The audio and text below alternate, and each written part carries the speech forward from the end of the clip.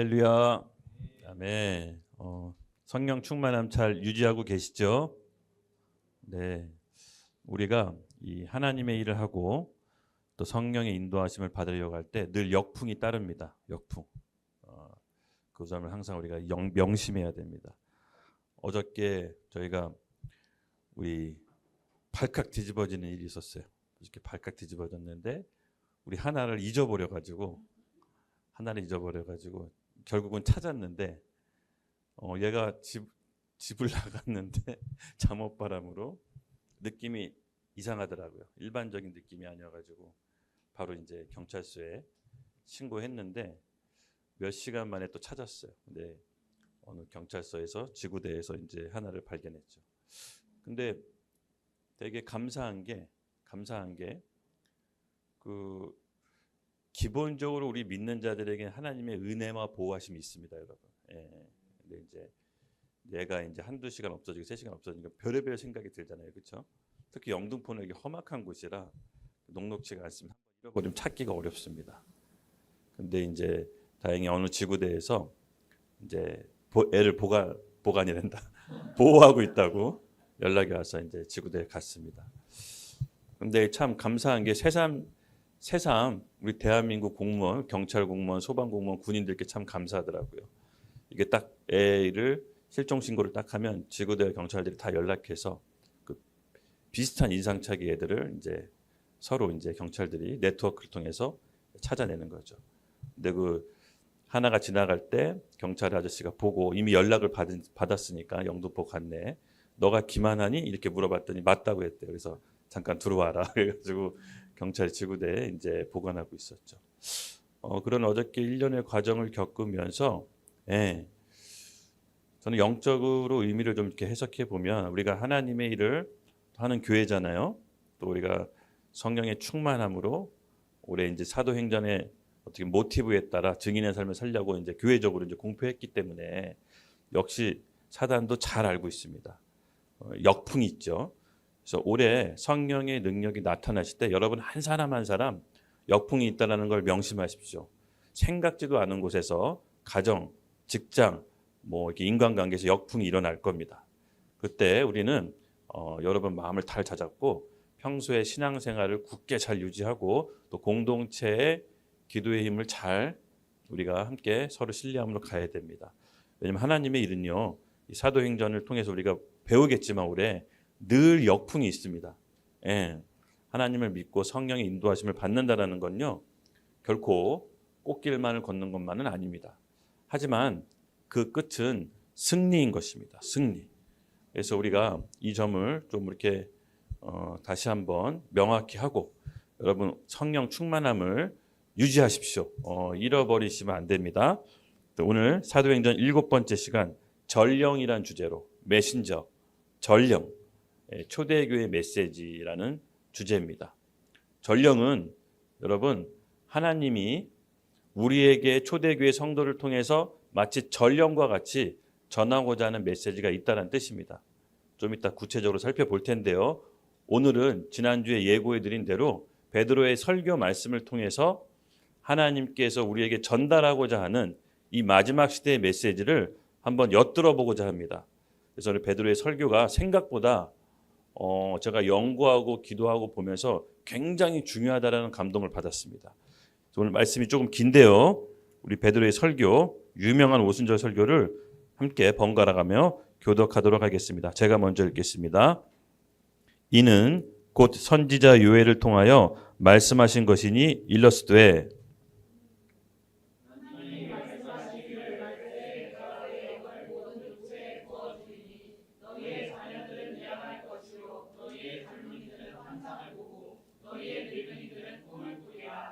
그때에 내가 내 영을 내 남종과 여종들에게 부어주리니 그들이 예언할 것이요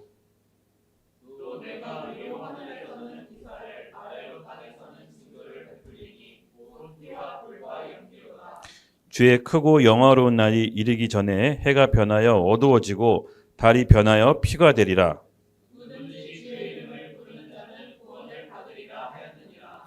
이스라엘 사람들아 내 말을 들으라. 너희도 많은 바와 같이 하나님께서 나사렛 예수로 큰 권능과 기사와 표적을 너희 가운데 베푸사 너희 앞에서 그를 증언하셨느니라.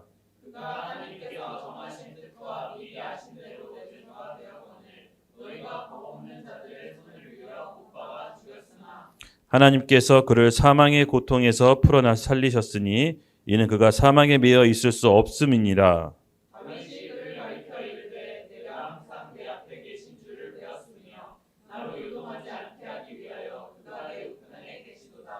그러므로 내 마음이 기뻐하였고 내 혀도 즐거워하였으며 육체도 희망에 거하리니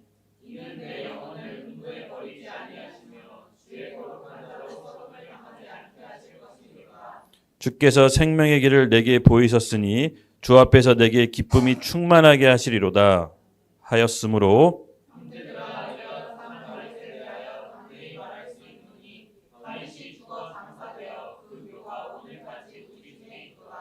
그는 선지자라 하나님이 이미 맹세하사 그 자손 중에서 한 사람을 그 위에 앉게 하리라 하심을 알고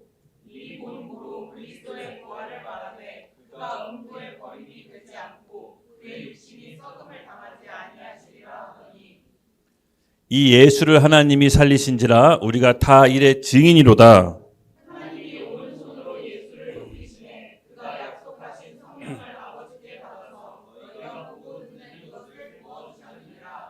다윗은 하늘에 올라가지 못하였으나 친히 말하여 이르되 주께서 내 주에게 말씀하시기를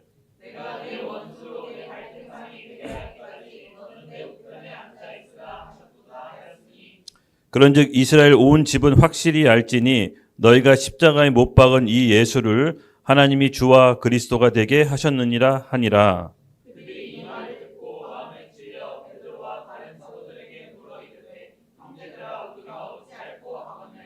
베드로가 이르되 너희가 회개하여 각각 예수 그리스도의 이름으로 세례를 받고 죄 사함을 받으라 그리하면 성령이 선물을 받으리니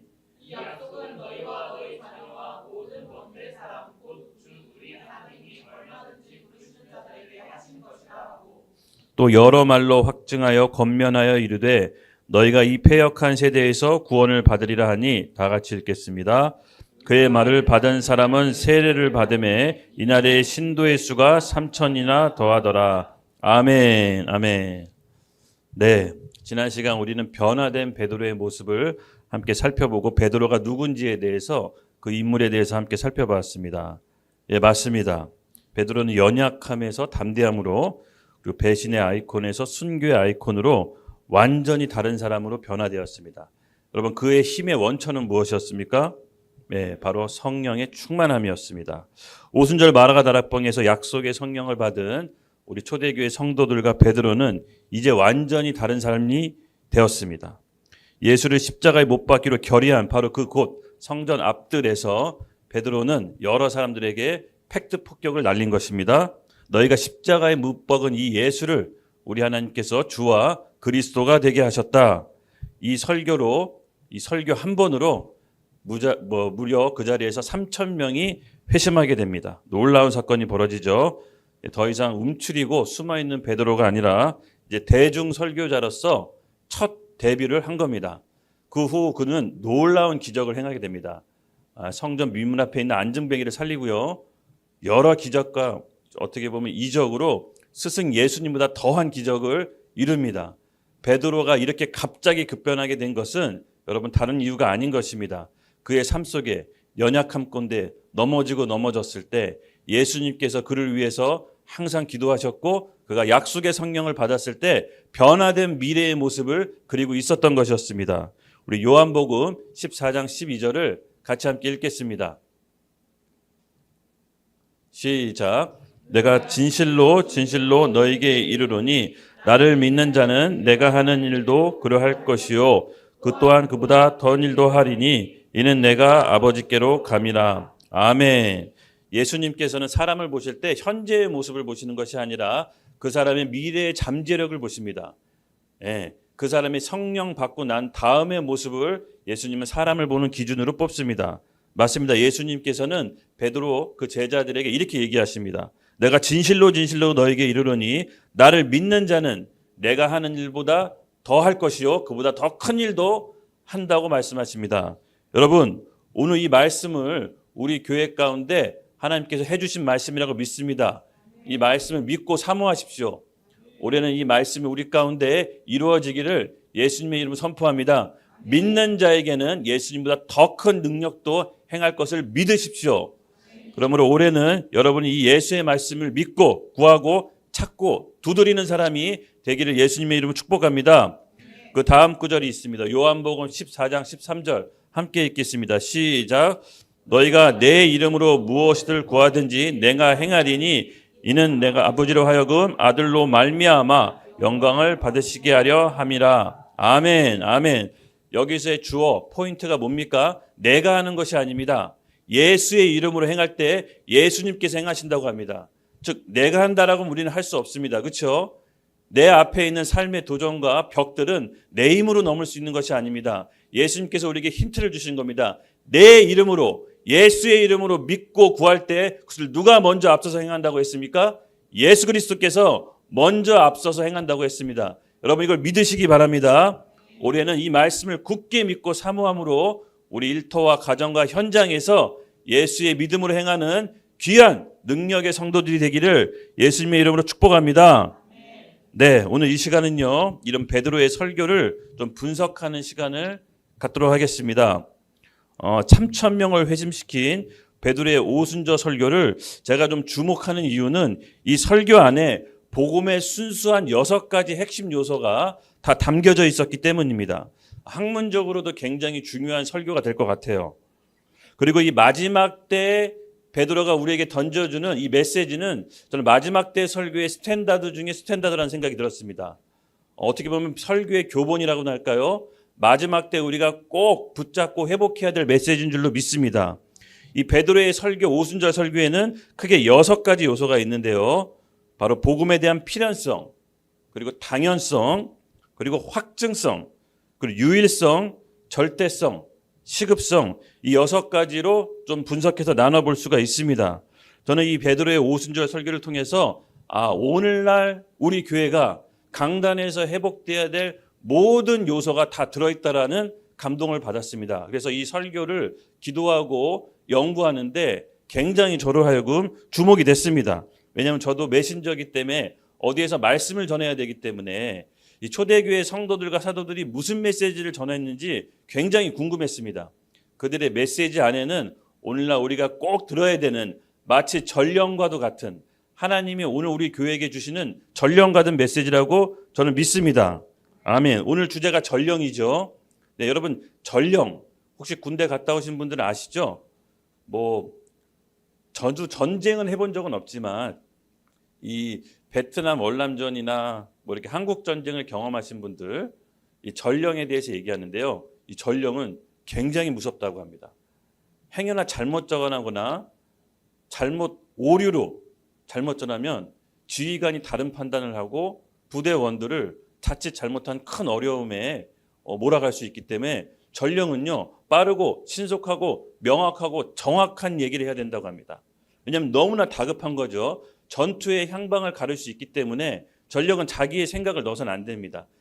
상대편의 전투 상황을 그러니까 본부의 사령관에게 신속하고 정확하게 목숨을 걸고 전해야 되는 것이죠. 이것이 이제 전령의 역할인데 맞습니다, 여러분.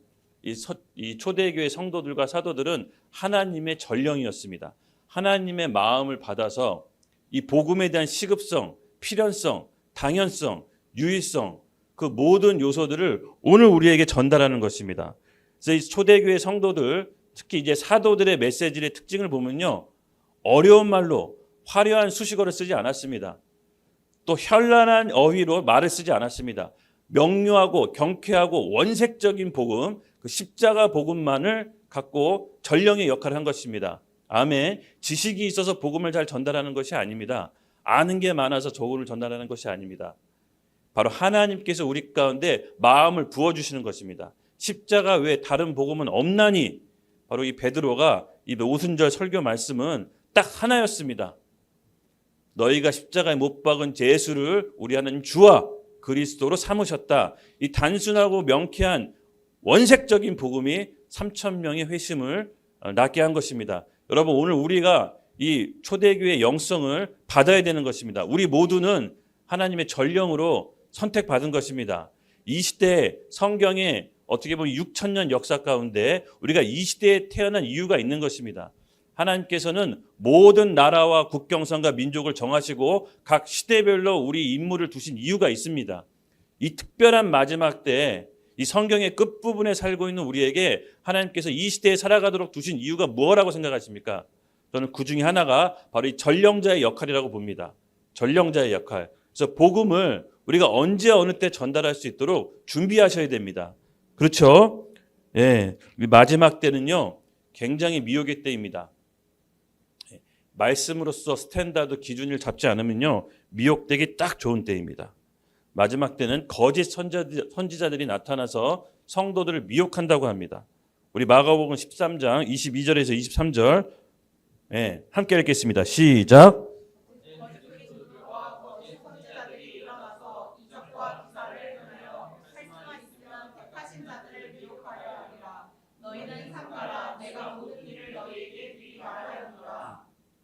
아멘.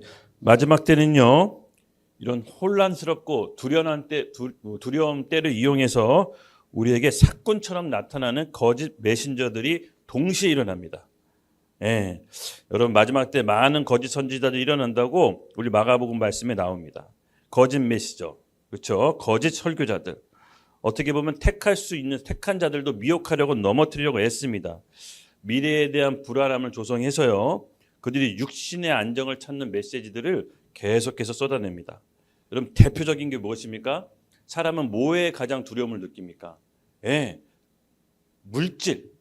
그렇죠? 당장 내 안에 있는 물질에 대한 두려움을 느끼게 합니다. 그래서 마지막 때 거짓 메시지들의 특징이 뭐냐면요. 부동산, 주식, 비트코인 이런 걸로 두려움을 사로잡아서 미래에 대한 두려움으로 사로잡게 합니다.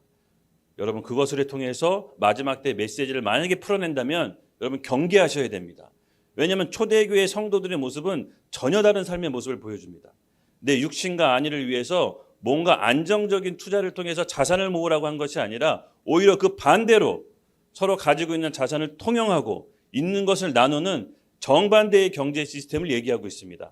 이것이 바로 성령의 역사였던 것입니다.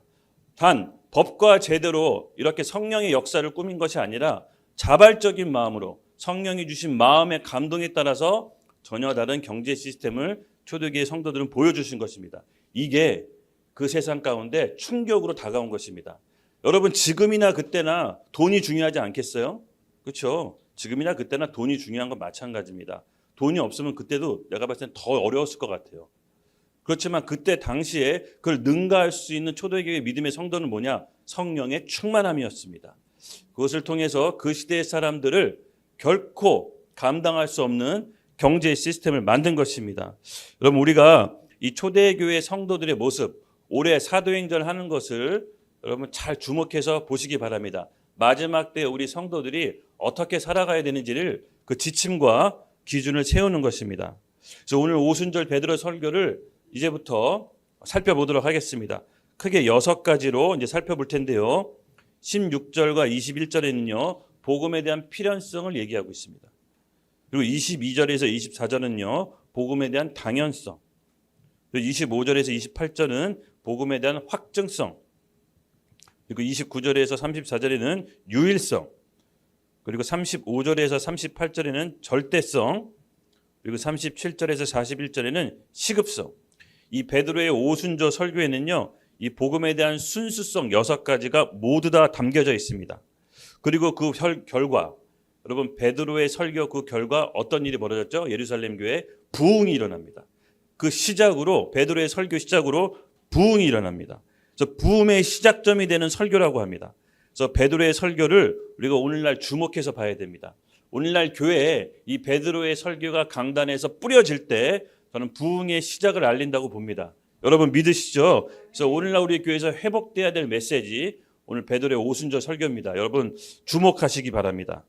먼저 복음에 대한 필연성을 살펴보겠습니다. 16절에서 21절 우리 함께 읽겠습니다. 시작. 이는 곧 선지자 요엘을 통해서 말씀하신 것이니 일렀을 때 하나님이 말씀하시기를 말세에 내가 내 영을 모든 육체에 부어주리니 너희의 자녀들은 예언할 것이요 너희의 젊은이들은 환상을 보고 너희의 늙은이들은 꿈을 꾸리라. 그때 내가 내 영을 내 남종과 여종들에게 부어주리니 그들이 예언할 것이요 또 내가 위로 하늘에서는 기사를 아래로 땅에서는 징조를 베풀리니 곧 피와 불과 연기로다. 주의 크고 놀라운 날이 이르기 전에 해가 변하여 어두워지고 달이 변하여 피가 되리라. 누구든지 주의 이름을 부르는 자는 구원을 받으리라 하였느니라. 아멘. 아멘. 베드로는 요엘 선지자의 말씀을 인용하면서 이렇게 얘기합니다. 말세에 하나님께서 하나님의 영을 모든 육체에게 부어주신다고 합니다. 기록된 성경의 말씀을 토대로 복음에 대한 필연성, 성령의 부으심의 필연성을 나타냅니다. 즉 마지막 때는요 성령이 부어지는 때입니다. 그래서 다시 말해서 이 베드로가 왜 이 말씀을 먼저 꺼내느냐, 앞서서 마각다락방에서 어떤 일이 일어났죠? 불의 혀같이 각 사람 머리 위에 임했더니 서로 알아들을 수 없는 말로 방언을 한 것입니다. 그것을 사람들이 기이하게 여겼는데 거기에 대한 사전 설명을 하는 겁니다. 이것은 기이한 일이 아니라 우리가 믿고 있는 요엘 선지자의 성경에 기록된 예언대로 필연적으로 일어나는 성령의 강림 사건이다. 이 말씀을 먼저 이제 그곳에 모인 성도들에게 한 것이죠. 그렇습니다. 기록된 말씀을 통해서 지금이 어느 때인지를 분별하라고 베드로가 복음에 대한 필연성을 얘기한 겁니다. 복음에 대한 필연성, 기록된 말씀이 예언이 성취되는 때. 그래서 이것은 기이한 일이 아니다. 우리가 성경을 알고 있으면 당연히 지금이 어느 때인지를 알아야 됩니다. 그도 그런 것이 여러분 예수님이 승천하실 때 제자들에게 뭐라고 얘기했습니까?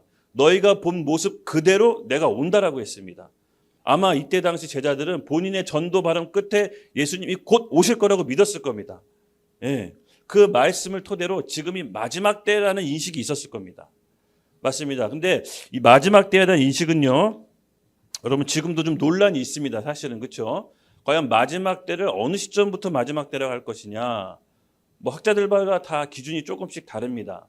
어떤 이는 이 마가다락방 오순절 성령 강림 시대 이때부터 마지막 때가 들어갔다라고 얘기한 분도 있고요. 1948년 이스라엘이 건국됐을 때 비로소 마지막 때가 카운트다운 됐다라고 얘기하신 분도 있고, 어떤 분들은 적그리스도가 출현해야 비로소 마지막 때라고 얘기하는 분도 있습니다. 뭐 각자 맞는 말인 것 같아요. 근데 중요한 것은요, 그 마지막 때를 구분 지을 때, 그 마지막 때를 설명할 때 그의 마음의 동기가 무엇이냐는 겁니다. 대부분이 마지막 때를 설정할 때 환난을 염두에 두고 있어요. 예. 왜? 이 환난을 피하고 싶어서 마지막 때를 계산하는 게 마음속에 이제 염두에 두고 있거든요. 근데 여러분 잘 사도행전을 통해서 우리가 기억해야 될 것은 마지막 때는요 환난에 포커스를 두는 것이 아닙니다. 교회의 승리를 포커스를 둬야 됩니다. 마지막 때는 결국 교회의 승리를 얘기하고 있는 겁니다. 그 환난과 어려움 끝에 예수 그리스도께서 본인의 몸인 교회를 자기 신부로 취하는 그 승리의 때를 얘기하고 있습니다. 그래서 환난에 포커스를 맞추면 마지막 때가 언제인가 이걸 막 계산하고 있지만 사실 교회의 승리로 생각하면 그걸 계산할 필요 없습니다. 평소에 신앙생활 하던 것을 공동체 안에서 굳건히 해 나가면 됩니다. 그때 성령께서 우리에게 각 필요한 능력을 마음껏 우리 육체 위에 부어주시는 것입니다. 그러므로 여러분 마지막 때는 뭐라고요? 머리 대신 그리스도가 그의 몸인 신부를 취하는 때입니다. 그래서 교회의 완성입니다. 교회는요 지금 완성된 것이 아닙니다. 이 땅에 우리 몸이 만들어져야 됩니다. 그리스도의 신부인 우리 교회인 몸이 만들어지는 과정이 있는 것입니다. 그래서 예수 그리스도께서 우리 교회의 신부가 완성이 될 때 그의 머리가 내려와서 몸과 머리가 만났을 때 비로소 이 땅에 천국이 임하는 진짜 교회가 완성되는 것입니다. 그 과정 가운데 우리는 공동체 안에서요 서로 품어주고 끌어주고 이끌어주고 이런 엄청난 자기 부인의 단계가 시작된 겁니다. 여러분 교회는요 죄인들이 만나는 곳이죠. 예, 교회가 어떻게 보면요 다른 세상 사람들하고 다를 거라고 생각하시면 안 됩니다. 우리는 똑같은 죄인입니다. 그렇지만 교회는 좀 특별한 것이 있다면 예수 그리스도를 믿음으로 고백한 언약 공동체라는 것입니다. 그래서 이 언약 공동체는요 예수님 오시기 전까지 결코 헤어져서는 안 되는 것입니다. 예, 끝까지 함께 가서 다듬어지고 다듬어져서 그리스도의 몸인 교회를 이 땅에 사랑하는 동안 완성하라는 겁니다. 예수님이 보셨을 적에 이 땅의 몸인 교회가 준비됐을 때 주님이 내려오시는 것입니다. 그래서 우리 각 개인이 예수님을 만나는 것이 아니라 교회 몸된 공동체를 만나는 겁니다. 그래서 이 교회가 너무 중요한 겁니다, 여러분. 어떤 분은 이렇게 얘기합니다. 내가 예수님은 믿지만 교회는 싫어요. 내가 예수님은 좋아하지만 교회 사람들은 싫어요. 뭐 이렇게 얘기하신 분 전 실제로 들었습니다. 예, 이해합니다. 저도 충분히 이해합니다. 근데 이게 있습니다, 여러분. 예수님을 믿지만 교회를 안 다닐 수는 없습니다. 즉, 교회가 싫어서 교회를 옮길 수는 있습니다.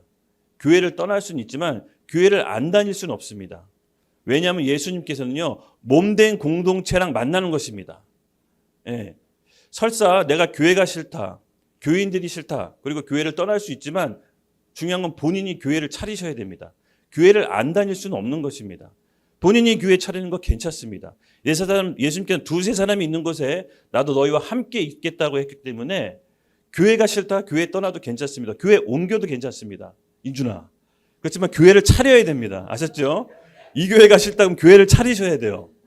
교회 없이 살 수는 없는 것입니다. 그것이 신약 성경에서 말하는 바입니다. 할렐루야.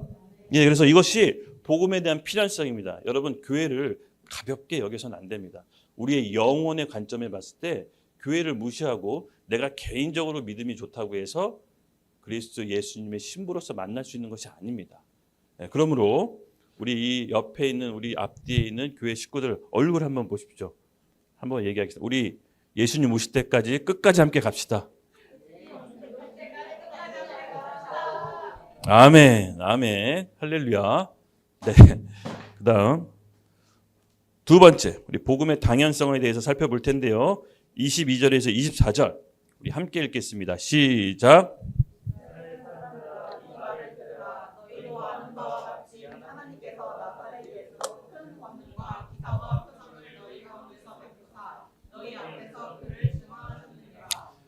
그가 하나님께서 정하신 뜻과 미리 아신 대로 내준 바 되었거늘 너희가 법 없는 자들의 손을 빌려 못 박아 죽였으나 하나님께서 그의 사망의 고통에서 풀어 살리셨으니 이는 그가 사망에 매여 있을 수 없음이니라. 아멘, 아멘. 두 번째로 이제 복음의 당연성인데요. 이스라엘 사람 들으라.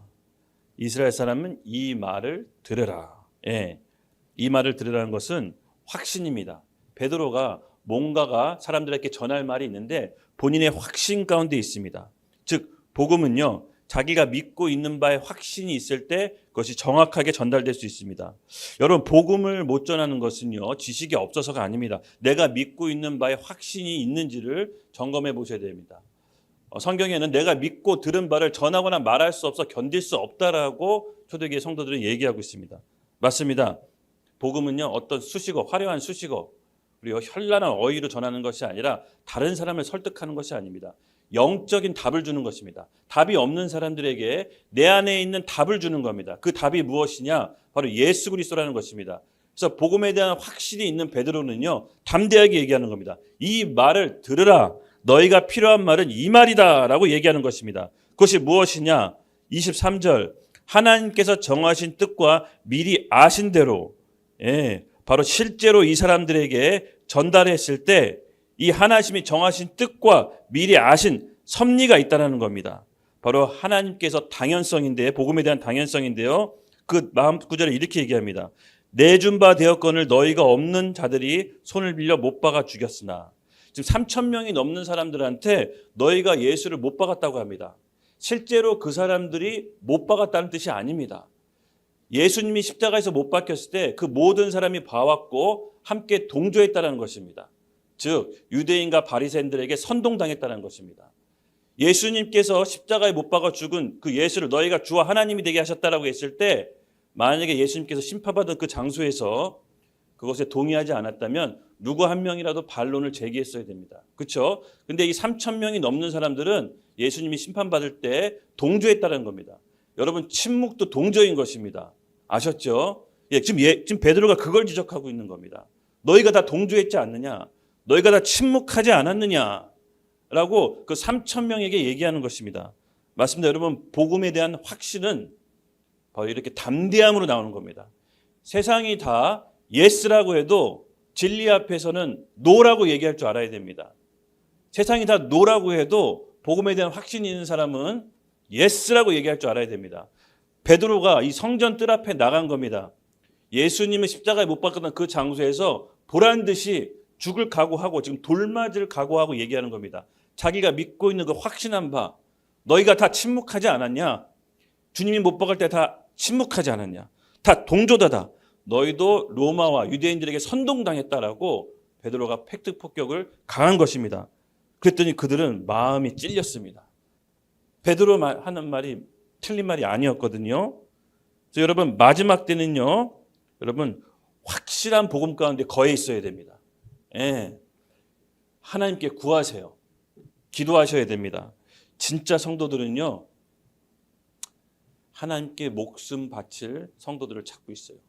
정말 하나님께 목숨 걸 교회를 찾고 있습니다. 저는 마지막 때 진짜 성도들은 그런 교회 찾고 있다고 봅니다.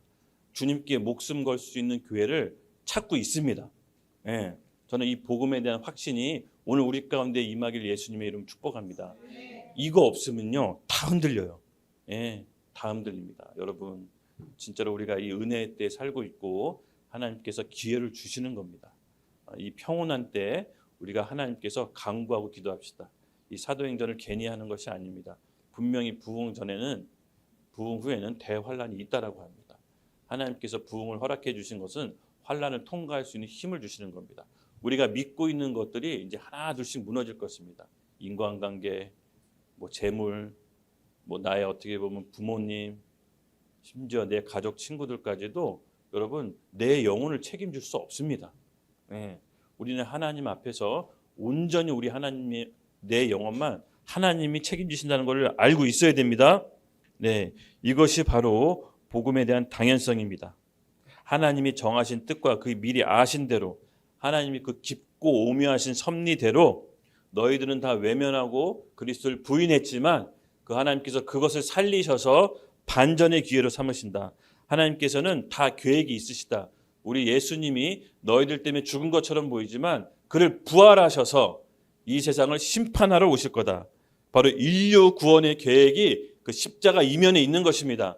그래서 우리는 다 알 수는 없지만 하나님의 뜻과 섭리는 우리의 생각과 이성을 뛰어넘는 하나님의 온전한 계획이 숨어져 있는 것입니다. 그래서 우리가 이 하나님에 대한 선하심, 하나님은 선하시다는 것을 우리가 잊지 마셔야 됩니다. 그렇죠? 당장 악인이 승리하는 것 같고 이 세상이 원하는 대로 굴러가는 것 않처럼 보이지만 하나님께서는 모든 세상의 주권자시고 세상 알파와 오메가십니다. 다 컨트롤하고 계십니다. 교회가 어떤 선택을 하는지도 지금 지켜보고 계십니다. 하나님께서는 그 모든 것에 계획이 있으십니다. 그냥 하시는 분이 아니십니다. 그래서 우리 복음에 대한 당연성은요, 하나님이 정하신 뜻과 그 미리 아신 대로 예수님이 십자가 못 박아 죽었을 때 실패한 것처럼 보였지만 사실은 그건 승리의 길이라고 하나님의 복음에 대한 당연성을 베드로의 설교에 통해서 설명하고 있는 것입니다. 할렐루야. 아멘. 세 번째는 복음에 대한 확증성입니다.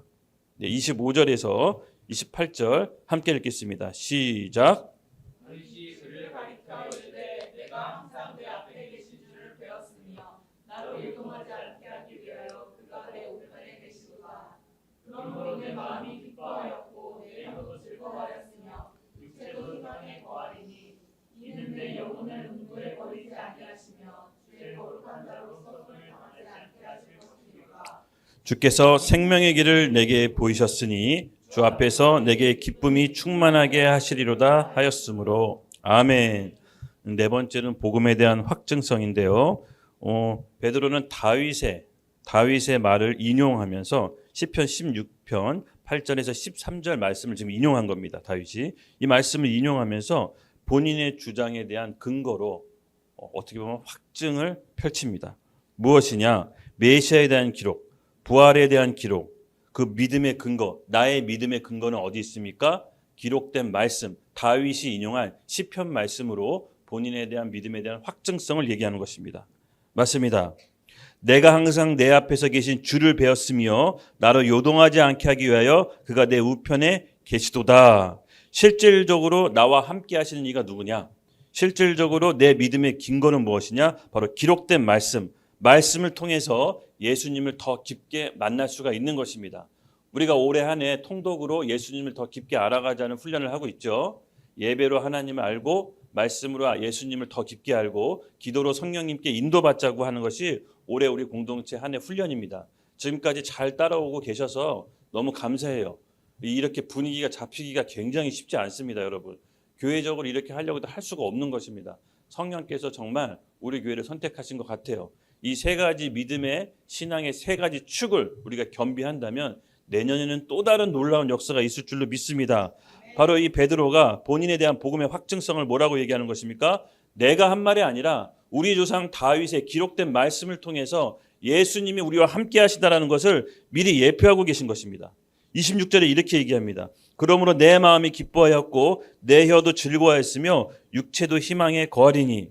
말씀을 통해서 살아계신 하나님 예수 그리스도를 우리가 체험할 때, 실질적으로 그분의 말씀이 우리 가운데 임할 때 우리가 마음이 기뻐하고 내 혀도 즐거워한다는 하는 것입니다. 여러분, 이것이 가능합니다. 예, 저는 여러분들 아시다시피 인생의 어려운 순간마다, 사업할 때마다 위기의 순간이 너무나도 많았지만 그때마다 기도의 자리로 나가서 하나님께 말씀을 받았습니다. 그래서 그 말씀을 따라 순종할 때 정말 세상이 줄 수 없는 기쁨, 또 세상이 감당할 수 없는 지혜가 쏟아지는 것을 저는 경험으로 알고 있습니다. 그래서 다윗도 이 기쁨을 바로 하나님, 바로 예수 그리스도의 말씀, 살아계신 말씀으로 체험하라는 것입니다.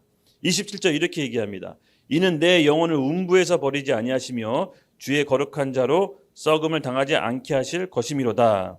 아멘. 삶의 중대한 결정 시기 때마다 여러분 말씀으로, 살아계신 하나님의 말씀으로 인도받기 원합니다. 그 말씀이 곧 누구십니까? 예수 그리스도. 예, 요한복음 1장 14절에 증언하고 있습니다. 우리 같이 함께 읽겠습니다. 시작. 말씀이 육신이 되어 우리 가운데 거하심에 우리가 그의 영광을 보니 아버지의 독생자의 영광이요 은혜가 진리와 충만하더라. 기록된 성경 말씀이 실제 육신으로 나타나신 분이 누굽니까? 그리스도. 예, 그리스도, 그의 말씀이 우리 가운데 임하신 것입니다. 그리고 그 말씀이 우리를 이끌어 주시고 인도해 주십니다. 그래서 오늘 우리 한 해 이 말씀으로 인도받는 훈련을 여러분 끝까지 잘 따라오시기 바랍니다. 결국은 베드로가 말씀, 그 복음에 대한 확증성도 본인의 근거에서 얘기한 게 아니라 기록된 말씀의 근거에서 얘기한 것입니다. 그 말씀이 누구라고요? 그리스도, 예수님인 것입니다. 그의 실체가 말씀 안에 있는 것입니다. 아멘. 복음의 이제 유일성인데요. 네 번째입니다. 예, 29절에서 34절을 함께 읽겠습니다. 시작. 형제들아, 내가 조상 다윗에 대하여 담대히 말할 수 있노니 다윗이 죽어 장사되어 그 묘가 오늘까지 우리 중에 있도다. 그는 선지자라. 하나님이 이미 맹세하사 그 자손 중에서 한 사람을 그 위에 앉게 하리라 하심을 알고 이 본고로 그리스도의 부활을 말하되 그가 음부에 버림이 되지 않고 그의 육신이 썩음을 당하지 아니하리라 하다. 이 예수를 하나님이 살리신지라. 우리가 다 일의 증언이로다. 하나님이 오른손에 예수를 높이심에 그가 약속하신 성령을 아버지께 받아서 너희가 보고 들은 이것을 부어주리시니라. 다윗은 하늘에 올라가지 못하였으나 친히 말하여 이르되 주께서 내 주에게서 말씀하신 것이나. 아멘. 아멘. 네, 맞습니다. 바로 네 번째는요, 복음에 대한 유일성인데요. 유일하게 죽음을 이기시고 부활하신 분, 바로 그 예수 그리스도를 증언하는 것입니다. 30절에 그를 선지자라. 하나님이 이미 맹세하사 그 자손 중에 한 사람을 그 위에 앉게 하리라 하심을 알고. 복음에 대한 유일성입니다.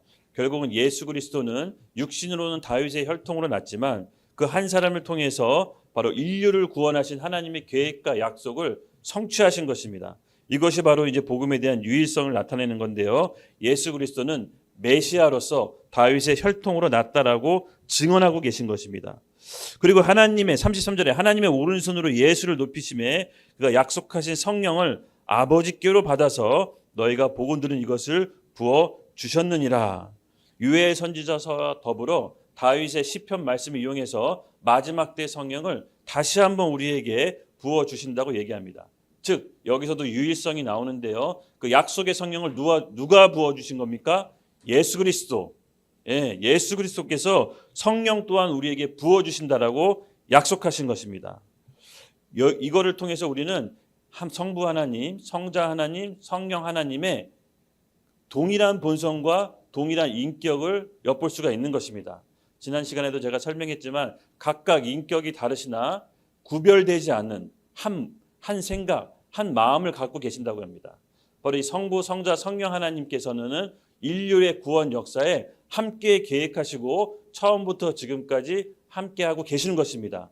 그래서 이 삼위일체 하나님에 대한 이 개념이 우리 가운데 잘 정립되어 있어야 됩니다. 지난 시간에도 얘기했죠. 사이비 종교들이 이 양태론이라고 하죠. 성령 하나님이, 아버지 하나님이 시대에 따라 변해서 예수 그리스도로 나타났고 또 시대에 따라 변해서 성령 하나님으로 변화되었다. 이것은 굉장히 위험한 이단적 사상입니다. 왜냐하면 대부분 사이비 교주가 이 이론을 씁니다. 맞는 것 같은데 틀립니다. 왜냐하면 본인도 우리 대한민국에는요, 자기가 재림 예수라고 한 사람이 30명이 넘는다고 합니다. 지금. 예.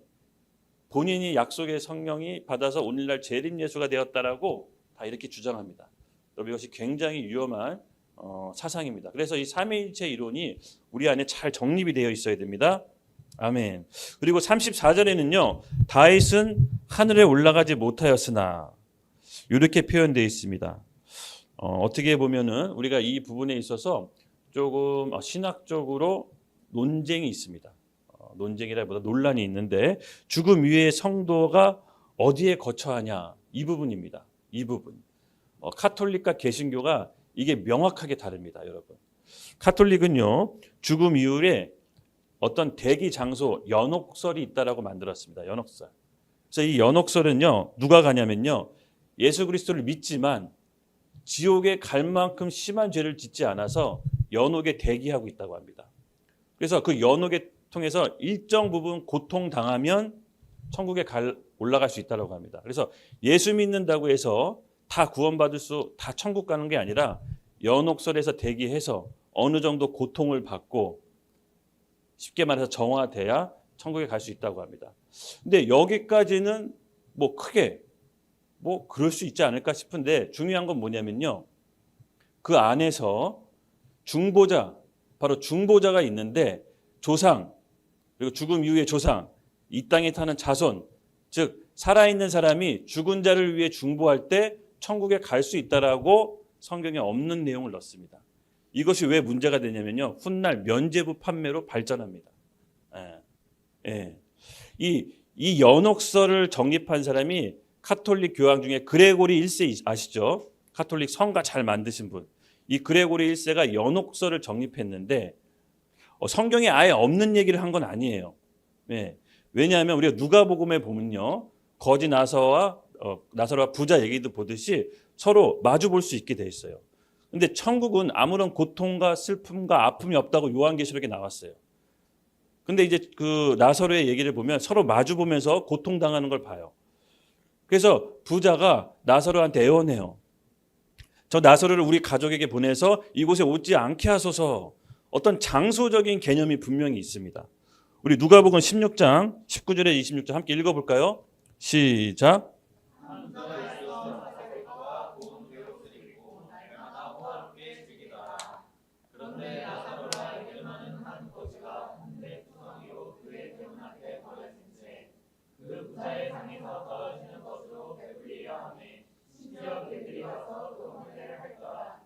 이에 그 거지가 죽어 천사들에게 받들려 아브라함의 품에 들어가고 여자도 죽어 장사되네.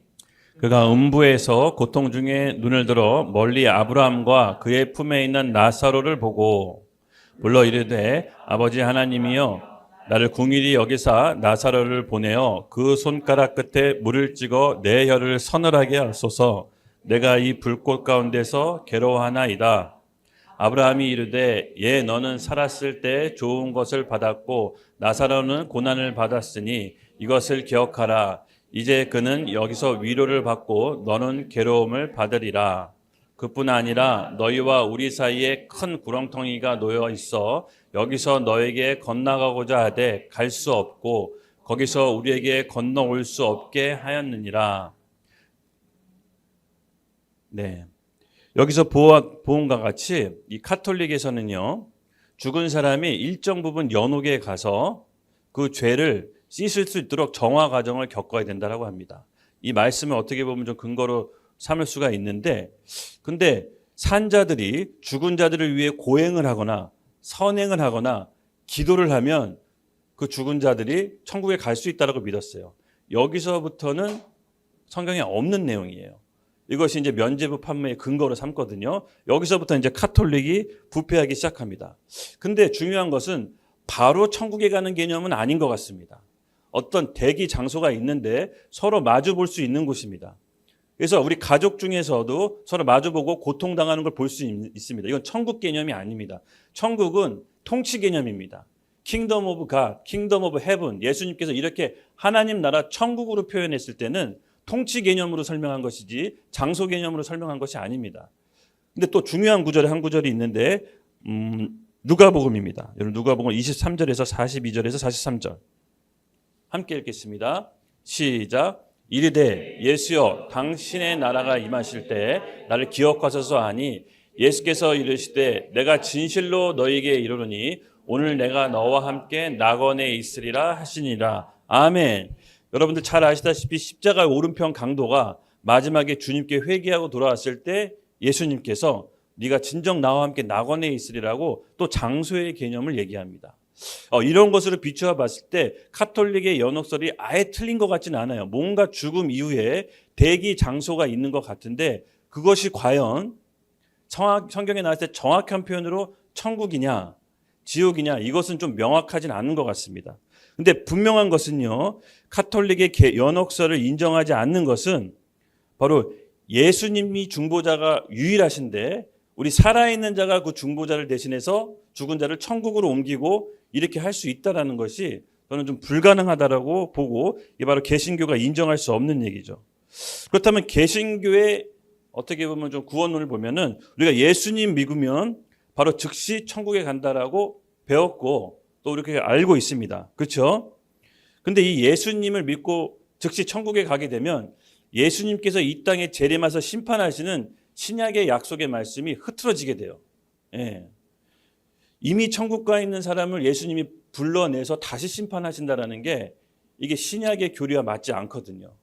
왜냐하면 예수님께서 재림하실 때 죽은 자와 산 자를 깨운다고 했습니다. 예.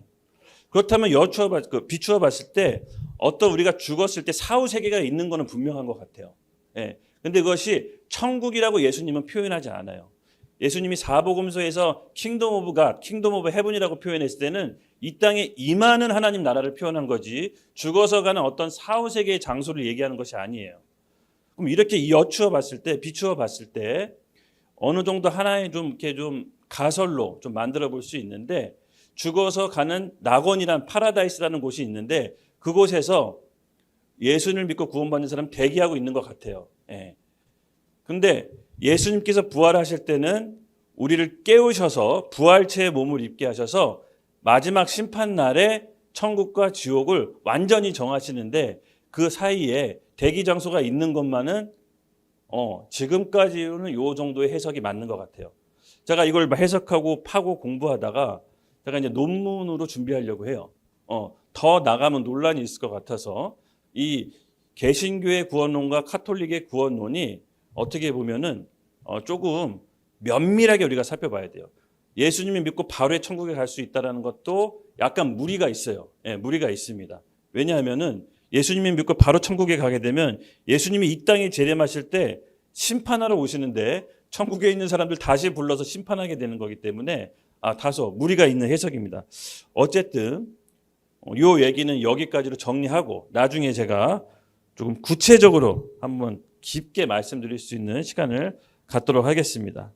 네. 그래서 이 복음에 대한 어떻게 보면 우리가 갖고 있는 유일성, 예수 그리스도 그 한 사람만이 우리를 구원과 하나님의 자녀로 이끌 수 있는 그 유일성을 나타내는 것입니다.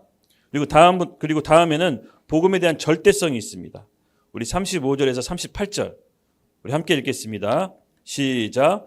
내가 내 원수로 내 발등상이 되게 하기까지 너는 내 우편에 앉아 있으라 하셨도다 하였으니 그런즉 이스라엘 온 집은 확실히 알지니 너희가 십자가에 못 박은 이 예수를 하나님이 주와 그리스도가 되게 하셨느니라 하리라. 그들이 이 말을 듣고 마음에 찔려 베드로와 다른 사도들에게 물러 이르되 형제들아 우리가 어찌할꼬 하거늘 베드로가 이르되 너희가 회개하여 각각 예수 그리스도의 이름으로 세례를 받고 죄사함을 받으라. 그리함은 성령을 선물로 받으리니. 아멘. 복음에 대한 절대성을 얘기하는데요. 저는 오늘 이 교회가 이 강대상에서 바로 이 복음에 대한 절대성, 이 메시지가 회복되어야 되는 줄로 믿습니다. 교회에 대한 여러 가지 지금 위기가 있습니다. 여러 언론사에 나왔듯이 교인 수 감소, 그리고 교회 안에서의 청년 세대의 이탈, 그리고 교회 안에서도 이미 너무 고령화가 지속된다고 합니다. 저는 오히려 이런 과정 속에서 어떤 프로그램과 어떤 뭔가 좀 획기적인 방법이 있지 않을까. 물론 이런 연구도 좀 해보는 것도 필요하겠지만 저는 오히려 이 초대교회 사도들의 원색적인 복음이 강대성에서 잃어버린 결과가 있지 않을까라는 생각을 좀 하게 됐습니다. 고린도전서 1장 18절이 있습니다. 우리 같이 함께 읽겠습니다. 시작. 십자가의 도가 멸망하는 자들에게는 미련한 것이요 구원을 받는 우리에게는 하나님의 능력이라. 아멘. 십자가의 도가 무엇입니까? 예수 그리스도의 죽음과 부활. 이 소망의 메시지가 멸망하는 자, 믿지 않는 자에게는 미련한 것처럼 들리지만 구원받는 우리에게는 하나님의 능력이라고 했습니다. 그래서 어떻게 보면 이 올해 지금 현재 펼쳐지고 있는 교회의 위기는요, 강대상에서 이 십자가의 구원의 메시지가 사라지는 데서부터 비롯되지 않았나 싶습니다. 다시 우리 강대상에서는요, 이 십자가의 복음과 구원, 이 원색적인 메시지가 회복돼야 되는 줄로 믿습니다. 너희가 십자가에 못 박은 이 예수를 하나님이 주와 그리스도가 되게 하셨다. 사람들이 이 말을 듣고 찔려, 마음에 찔려 베드로와 다른 사도들에게 물어봅니다. 형제요, 우리가 어찌할꼬? 그렇다면 우리가 어떻게 살아야 됩니까? 베드로가 이렇게 대답합니다.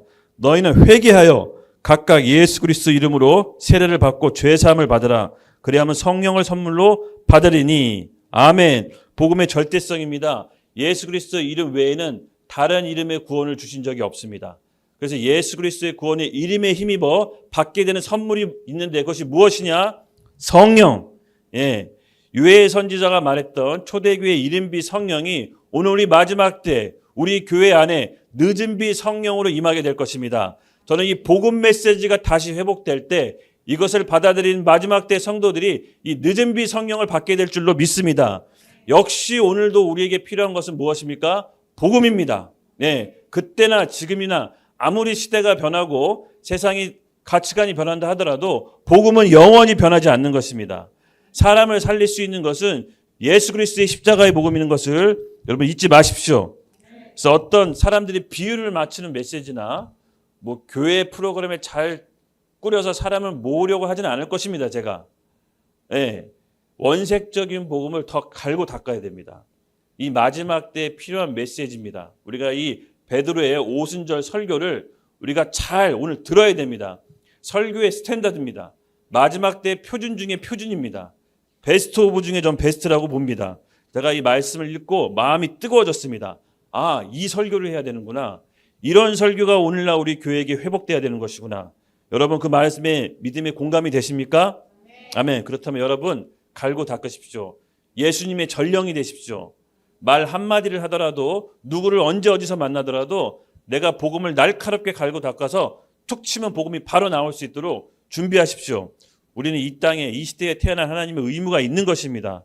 예수를 믿고 죄사함 받은 자들은 성령을 선물로 주시겠다고 약속하셨습니다. 오늘 우리에게 이 말씀의 표대로 예수님께서 우리에게 성령을 권능으로 주실 것입니다. 요한복음 14장 16절에서 17절 우리 함께 읽겠습니다. 시작. 내가 아버지께로 구하겠으니 그가 또 다른 보혜사를 너희에게 주사 영원토록 너희와 함께 있게 하리니 그는 진리의 영이라. 세상은 능히 그를 받지 못하나니 이는 그를 보지도 못하고 알지도 못함이라. 그러나 너희는 그를 아나니 그야 너희에 함께 하실 것이며 또 너희 속에 계셨습니다. 아멘. 예수님께서 약속하셨습니다. 아버지께로 내가 구할 텐데 또 다른 보혜사 너에게 주사 너희와 영원토록 함께 하겠다고 약속하셨습니다. 이 보혜사는요, 로마 시대 법정의 한 제도였어요. 지금으로 따지면 약간 국선 변호사 같은 느낌인데, 내가 내 힘으로 변호할 수 없을 때나 내가 내 힘으로 내 얘기를 변론할 수 없을 때 보혜사 제도를 쓰면 그 법정에서 보혜사가 나와서 이 죄인에 대해서 변호해 줍니다. 도와주는 것입니다.